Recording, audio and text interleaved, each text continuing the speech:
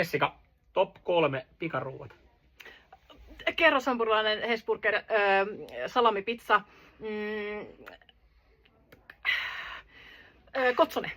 Joo. Top 3 yleisimmät virheet, mitä ihmiset tekee, kun ne aloittaa pudottaa painoa.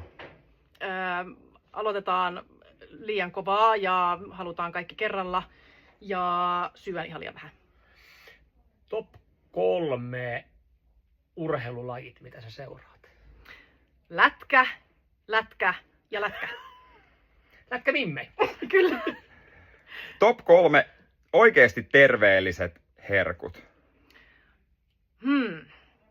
Niitä on niin hirveästi, ihan hirveän vaikea sanoa. Mitkä on sun lempparit? No esimerkiksi jotkut tämmöiset smoothie bowlit, kun voi tehdä hedelmistä semmosia ihania bowleja. Okei, mä poistun terveellinen herkku. Sitten tämmöiset terveelliset protskupannarit on ihan yksi semmoinen, mitä mä teen tosi usein. Ja no sitten jotkut tämmöiset, tiettekö, toi riisikakku, mihin laitetaan maapähkinävoita ja banaania. No.